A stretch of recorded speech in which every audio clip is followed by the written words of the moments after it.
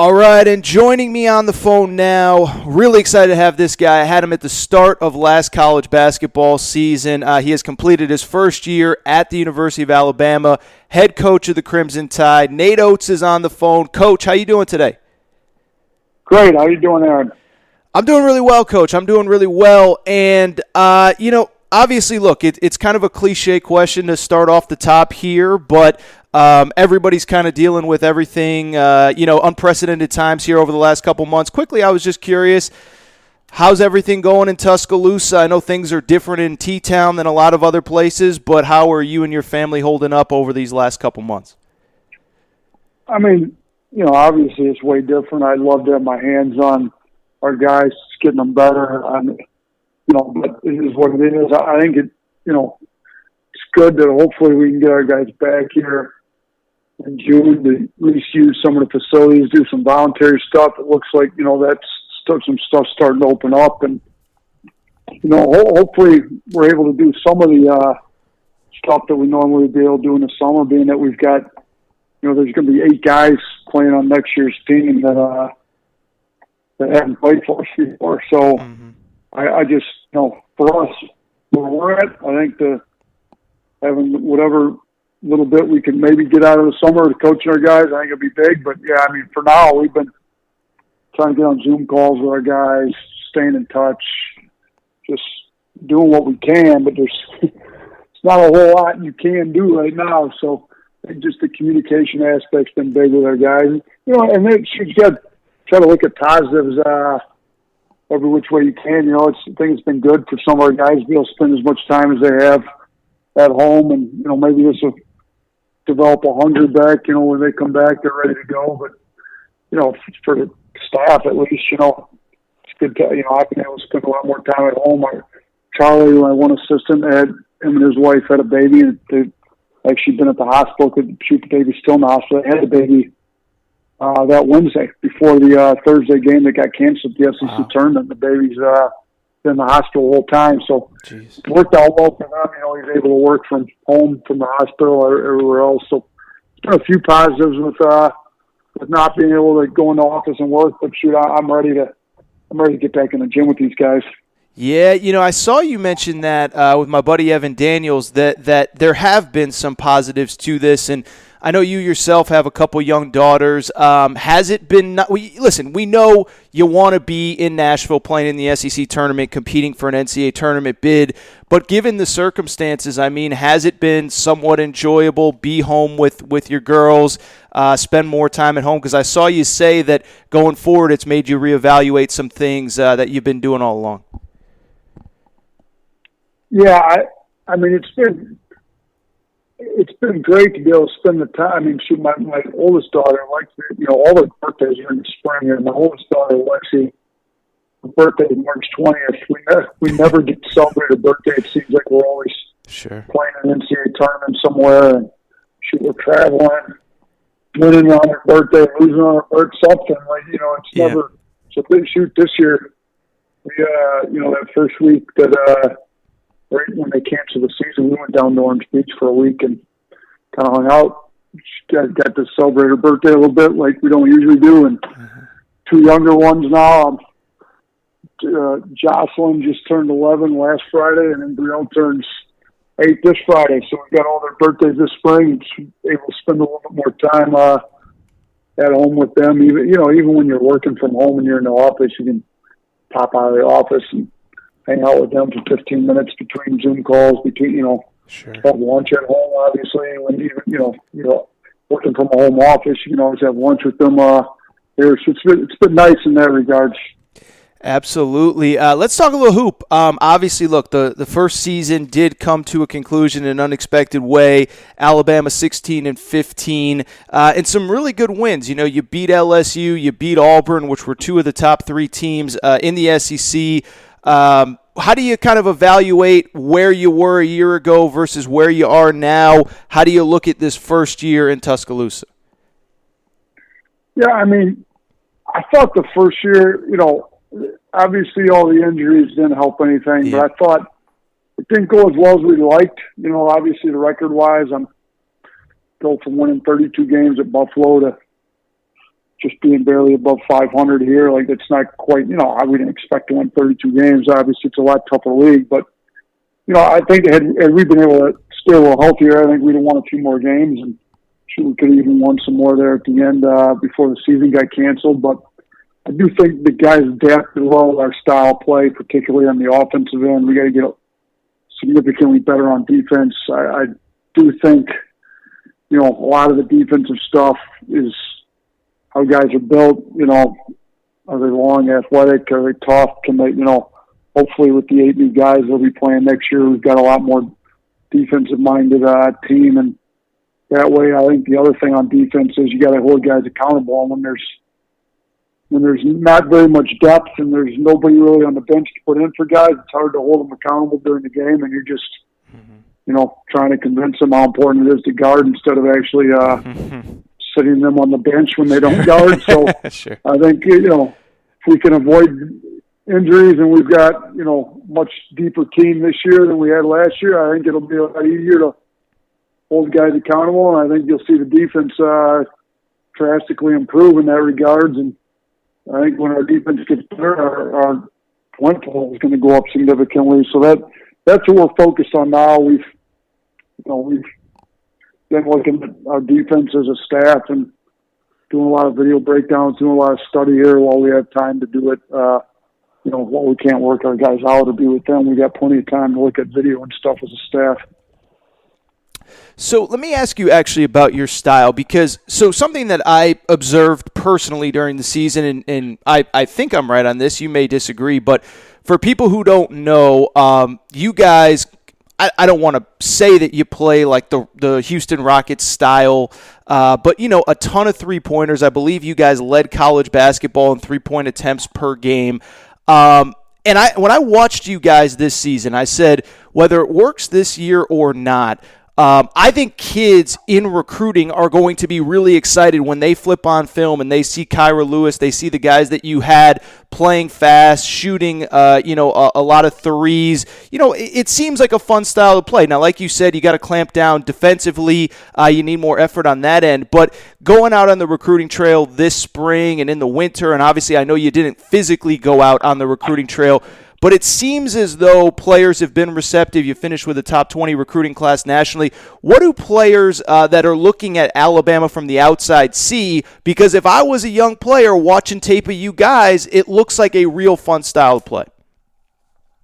No, it is fun. I mean, shoot, your numbers are up. I mean, we've got slides showing, you know, Kyra's improvement from, you know, first year to second year, Petty's improvement from his first 2 years of this year. We third in the country in scoring. My last 2 years at Buffalo, we were top 5 in the country in scoring. So, you know, you look at the way the NBA is going, it's playing a lot faster in the NBA now, spacing the floor, taking a lot of threes. We led the country in three-pointers taken, third in scoring.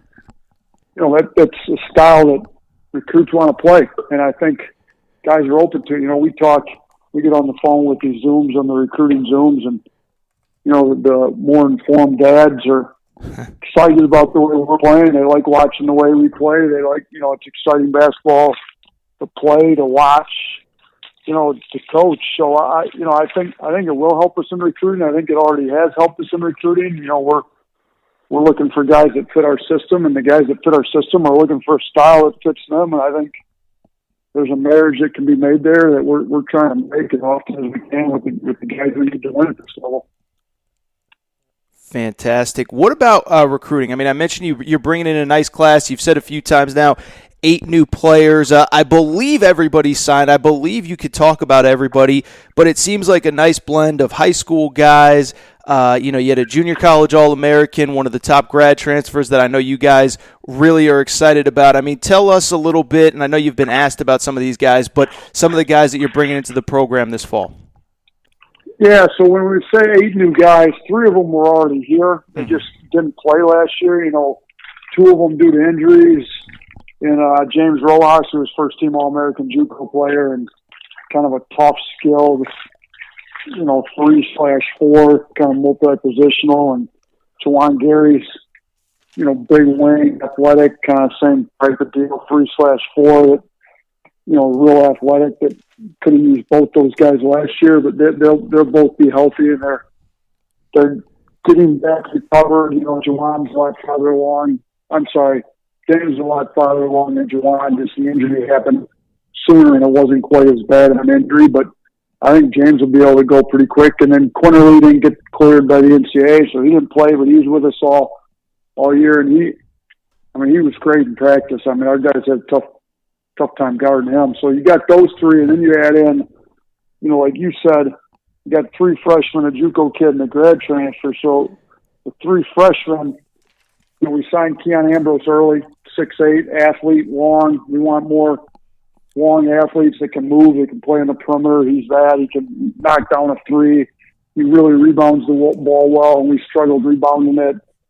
And then he's from Toronto. We signed another Canadian, Josh Primo. It's a 6'6", kind of point guard, combo guard that can play multiple positions, can really pass. He's, some people have him projected as a first-round pick after his freshman year. I think ESPN had him at that. We'll see if he ends up being able to go after 1 year, but whether he can or not, he's certainly talented enough to help us a lot. And he's a great kid, so we're looking forward to those 2 kids coming from Canada, and then Darius Miles is coming from the D.C. area.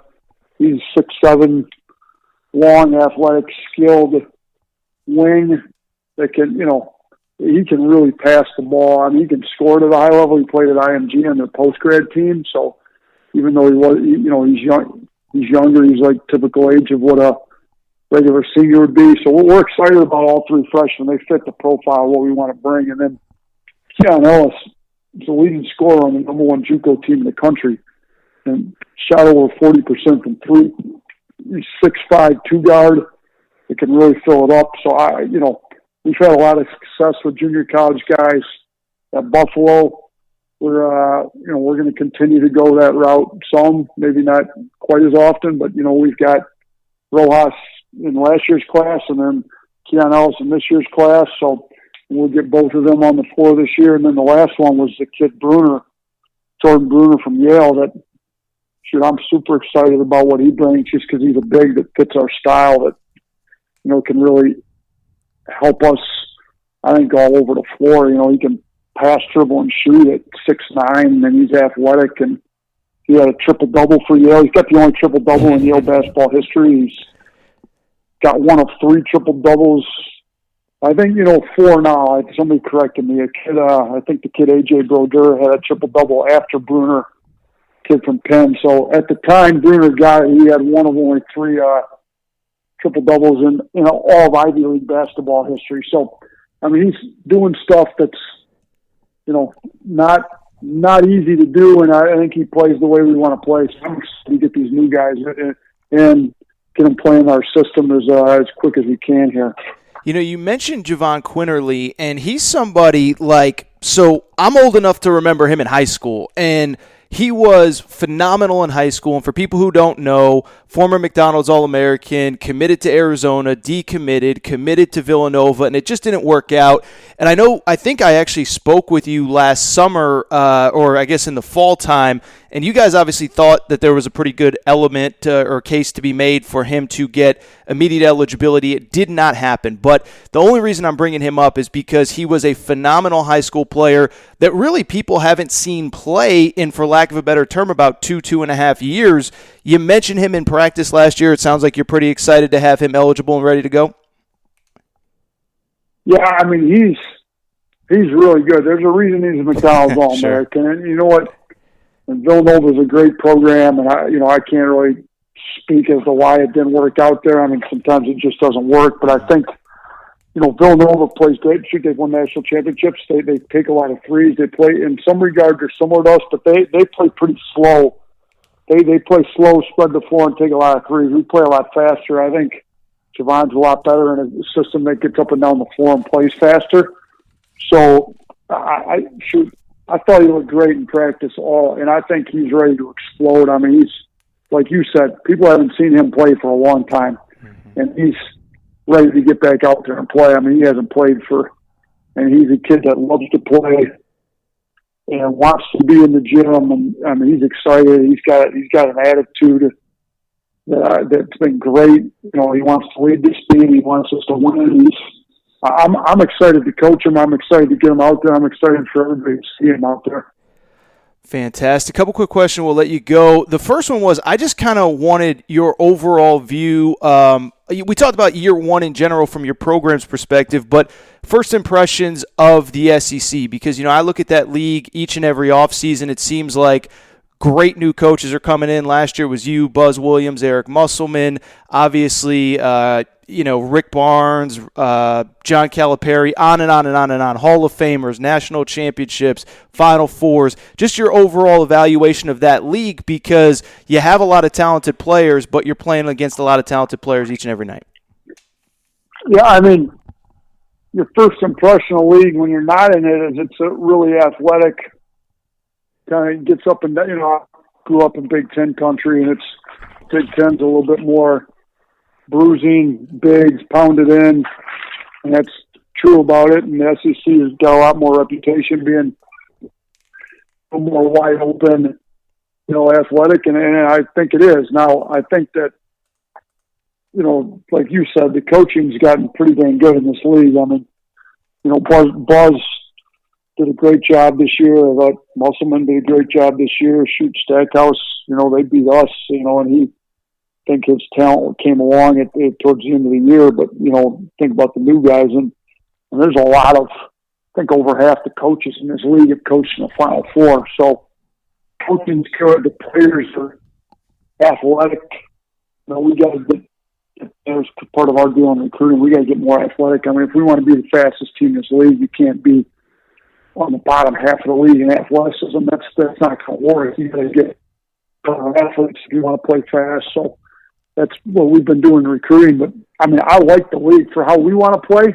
Sure. You know, most of these teams aren't going to try to slow it down on us. You know, they're thinking they've got athletes to run with us, and you know, there's a lot of teams in this league that will try to run with us, and you know, hopefully we're better at running game than they are because we work on it more, and that's kind of other leagues. You know, shoot, even in the MAC when we were at Buffalo, I think everybody in that league tried to slow. Everybody except Central Michigan would try to slow the ball down on us, and you know, it didn't work well for them. But you know, it's not as fun when everybody's trying to slow it down instead of just play the game. So I think here, you know, most of these teams got pretty good athletes to where they're just going to play with you. So, you know, I think it'll be a fun league for us to play the style that we want to play in. And we just got to get athletes that can play the way we want to play. And I think we got a good start to that. Fantastic. Last question, I'll let you go. I know it's kind of hard to speculate. You still have two players testing the draft process, Herb Jones, John Petty.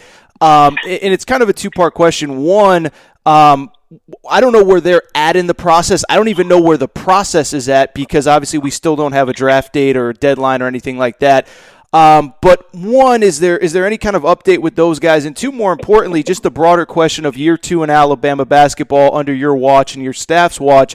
It sounds like you're excited. It sounds like that you're excited about the talent you're both bringing in, some of the guys that you're returning, and obviously, of course, hopefully, potentially returning. Just wanted kind of your thoughts going into year two. Yeah, I think, you know, with Herb and Petty, you know, they're still having interviews, both of them. Mm-hmm. You know, they've had interviews here this week, last week. So, you know, they don't have to bring their name. For me, it would be nice if I knew, you know, like, the NCAA extended that June 3rd date and didn't give a new date. Yep. So I don't know when they'll have to make a final decision. But as long as they're still getting interviews, I mean, it still makes sense to just leave your name in. Sure. So, you know, I think, you know, once the interviews dry up and maybe there's no more information that they can get, like, then they'll hopefully make a decision. But, you know, I think in talks with Herb, it's you know, really likely that Herb will be back. I think, you know, he needs a year where he stays healthy. But I think it's good for him. I think it's good for him to put his name in and just get the feedback and stuff. And Petty's really got a decision to make. I mean, he's, you know, right now he's kind of all over from mid-second to, you know, not drafted, but everybody interested in. And, does he want to try to come back and put himself into the first round? Is there a team that pops up and tells him they'll take him like early second and guarantees him a two-way? There's a lot of that stuff yet to be determined. So I think, I don't know when we're going to know on him, to be honest with you. I'd love to know sooner rather than later, because it would certainly help me with recruiting and figuring stuff out. But, I can't, I'm also not going to pressure kids into making decisions rushed and what's not in their best interest. We want to do what's best for the kid all the time. And so right now he's gathering information. I'm talking to NBA teams. He's talking to NBA teams, and we're trying to get as much information as we can, and kind of go from there. So Petty's still really, really up in the air and really trying to just figure out which way he's going to go. Fantastic. Nate Oats, head coach, University of Alabama. Coach, I know how busy you've remained, even in the offseason, even not really being able to go very far from the house, but I genuinely appreciate you making some time. It was a lot of fun, and I hope to do it again soon, my friend. All right. Thanks, Aaron. Appreciate you.